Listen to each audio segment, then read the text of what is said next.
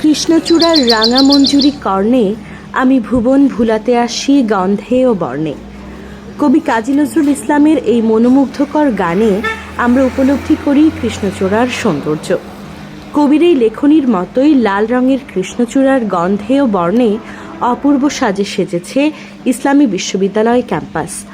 রক্তরাঙা কৃষ্ণচূড়ার অপূর্ব বাহারি দৃশ্য বিশ্ববিদ্যালয়ের ক্যাম্পাসের সৌন্দর্য কয়েক গুণ বাড়িয়ে দিয়েছে।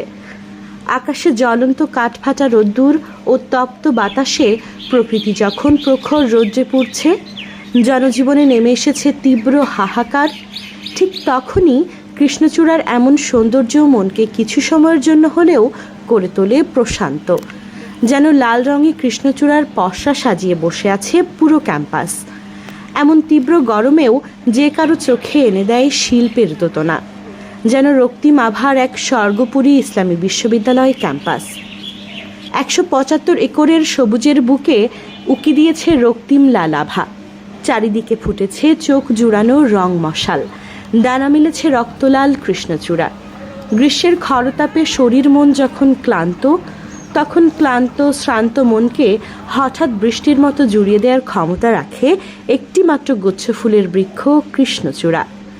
প্রকৃতির এই রুক্ষ শুষ্ক মৌসুমে কৃষ্ণচূড়া এসেছে শিক্ষার্থীদের মানব মনকে শীতল পরশ বোলাতে, ক্লান্তি দূর করে নব উদ্যমে জাগিয়ে তুলতে।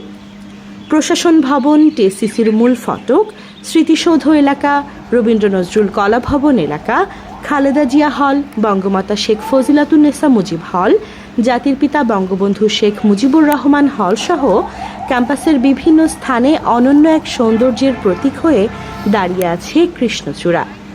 কৃষ্ণচূড়ার এমন রূপ নজর কাটছে শিক্ষক, শিক্ষার্থী, কর্মকর্তা, কর্মচারী সহ ক্যাম্পাসে ঘুরতে আসা দর্শনার্থীদের।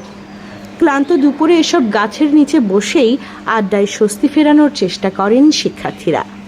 বন্ধুরা মেতে ওঠে খুনসুটিতে, কেউ বা ব্যস্ত থাকেন ফুল কুড়াতে, কেউ আবার ছবি ও সেলফিতে মত্ত।